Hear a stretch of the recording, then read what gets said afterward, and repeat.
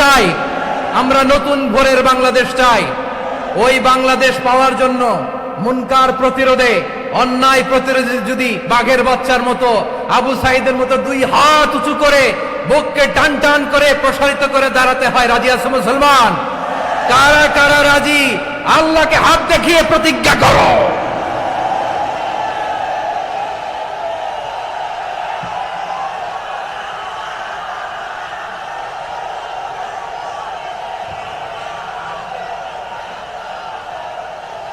সম্মানিত সুধী,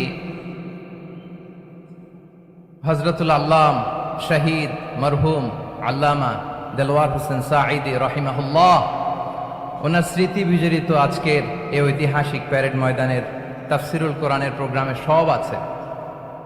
স্টেজ আছে, শ্রোতা আছে, প্যান্ডেল আছে, মিডিয়া কাভারেজ আছে, কিন্তু আমাদের কলিজার টুকরাটা আমাদের মাঝে নাই।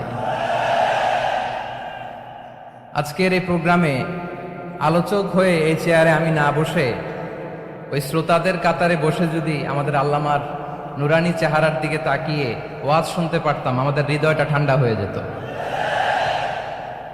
আমাদের তৃষ্ণার্ত হৃদয় শান্ত হতো। সব আজকে আছে, কি যেন নাই, ঠিক কিনা বলেন?